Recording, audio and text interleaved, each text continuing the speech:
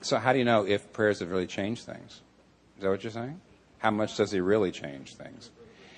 Prayer runs on more paradoxical principles than most anything. I mean, and yet maybe not. I mean, that's really wonderful.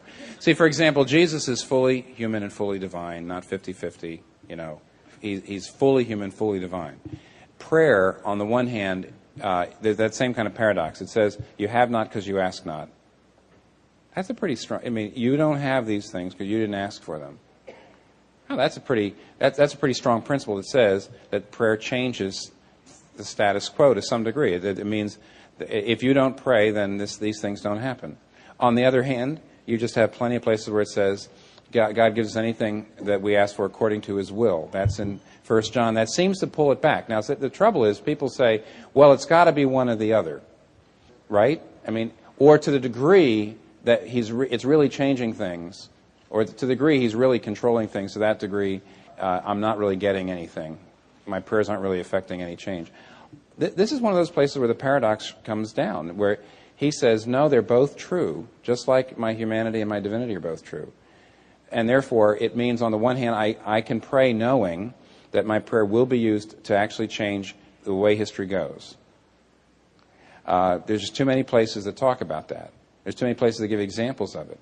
On the other hand, I'm told that my prayers have a safety valve on them.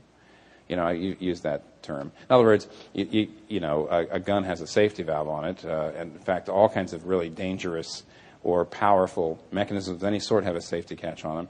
And if I actually got everything I asked for, absolutely everything I asked for, we'd be in a lot of trouble. I mean, you can always look back and see things you were hoping for that now you're glad it didn't happen, yet you prayed for them. I mean, if you don't think too hard about it, that works, doesn't it not? I mean, doesn't it work to say, on the one hand, God is really, God's waiting for me to engage in prayer. In some ways, a lot of the things that He could give me, I'm not ready for spiritually unless I'm praying for them. That's one way to think about it. If I'm not dependent on Him, there's a lot of things that could come into my life that would be bad for me, so He's going to hold them back. Or another way is to say, or God wants His people as a group to come at Him in prayer and change in such a way so that they can become agents in the world for the very things that they're praying for. There's all sorts of ways to see prayer really does change things. On the other hand, for God to say, and yet don't worry, I'm not going to let you screw up my world. How could I really? I'm God, I'm sovereign, you're not. So I won't let you screw up my plan. Well, actually, you got examples. If John the Baptist's disciples pray that he'll be let out of prison and he's beheaded, Peter's friends pray that he'll be let out of prison, and an angel comes down and opens the door. And they show up. Remember, he shows up. They're praying for his deliverance. He shows up at the door, and the girl comes to the door and says, can't be. Remember that? But anyway, there you have two examples of the very same thing, but the principles would still work. The principles would say, on the one hand, sometimes God uses the prayer, sends angels. Sometimes He doesn't. You know, haven't you watched your Star Trek? You remember the City on the Edge of Forever, Joan Collins? You never saw that one? Some of you have. But you're all blushing. The ones that are blushing have seen it. I mean, they're embarrassed that they remember it. It's just a Harlan Ellison short story turned into a Star Trek episode where the whole world all hinges on whether this young social worker lady, beautiful, of course, who Captain Kirk falls in love with her. She has to die. She's an inner city social worker in Chicago.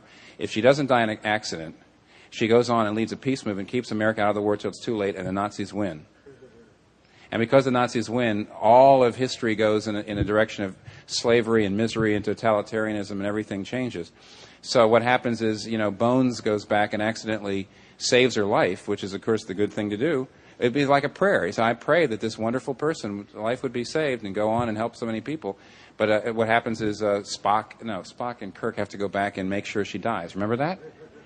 Now, you know what? Now, listen, if Harlan Ellison, a wisecracking, science fiction writer can imagine a situation like that, where the whole history, and plausibly, where the whole history of the world really hinges on whether something really bad happens to somebody who's really good. What he's really getting at is, of course, you have to remember this is the crucifixion. Think of all the people. Think of Mary, who said, "Oh, Lord, you can't let my son die." Think of all the good things. There's nothing arbitrary about it when prayers aren't answered. In other words, in a sense, God gave Mary what she would have prayed for. She knew what He knows. So there's a certain sense in which you either get what you prayed for or you get something better, even though it could look a whole lot worse. So I think those are some. I got to go on to some other people here, but those are some things that might help. I bet you if you think about them, they'll help at least 25%. It's taken me many years to get comfortable with prayer, so it's not going to happen overnight.